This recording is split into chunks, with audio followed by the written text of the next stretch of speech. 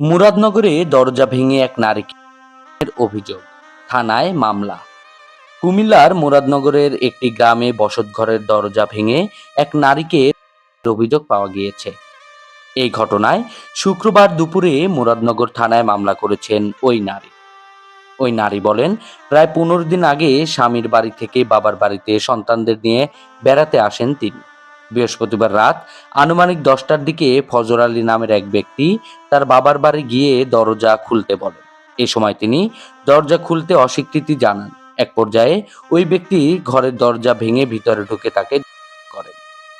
ওই নারীর পাশের বাড়ির এক সদস্য বলেন, বৃহস্পতিবার রাতে ওই বাড়িতে অনেক শব্দ হচ্ছিল। আমি ভয়ে দৌড়ে গিয়ে লোকজন ডেকে নিয়ে আসি। লোকজন গিয়ে দেখেন দরজা ভাঙা। পরে আমরা ভুক্তভোগীকে উদ্ধার করি। নাম প্রকাশ না করার শর্তে স্থানীয় এক ব্যক্তি বলেন, ঘটনার সময় ফজর আলীকে স্থানীয় লোকজন আটকে মারধর করেন। পরে তাকে কুমিল্লা শহরের একটি হাসপাতালে নিয়ে যাওয়া হয়। ওই ঘটনার একটি ভিডিও ফেসবুকে ছড়িয়ে পড়ে। এরপর এ নিয়ে সমালোচনা শুরু হয়। মুরাদনগর থানার ভারপ্রাপ্ত কর্মকর্তা জানান, আসামিকে ধরতে অভিযান চলছে।